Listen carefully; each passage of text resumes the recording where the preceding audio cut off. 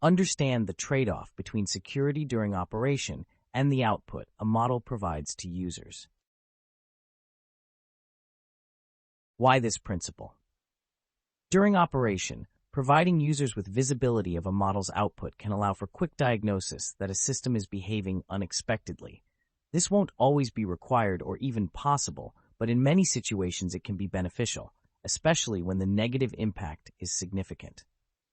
The creation of many attacks on ML models relies, however, on the same information, a model's output for a given input.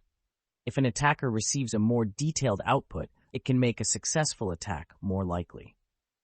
It's therefore desirable to find a balance between protecting key information while still allowing for sanity checking. A suitable balance between transparency and security will depend on the specific system application. It's likely that your system will have different classes of user, such as a normal user querying the system, an engineer servicing the system, and a system admin diagnosing errors.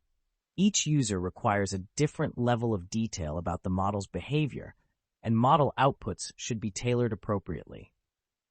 This can be seen as a type of role-based access control. Consider, for example, whether an end user needs to know the confidence level of your model's predictions to multiple decimal places, or whether providing a low-fidelity summarizing output, e.g., simple classification, would be sufficient, retaining more detailed information for internal audit only. You may also consider the way that information is provided at each level of user access. For example, displaying model outputs to a user via a dashboard with restricting programmatic access could still provide benefits to the user while greatly increasing the difficulty of an attacker's task. Transparency of a model's decision is not the same as system explainability. What are the goals of this principle? You understand the trade-off between transparency and security in the context of your system and use that understanding to make informed judgments about the potential consequences of an attack. Your model provides users with useful answers but doesn't reveal an unnecessary level of detail. Strengthen your model. Use access controls to vary users' access to different levels of detail from model outputs. Consider what level of detail each user requires.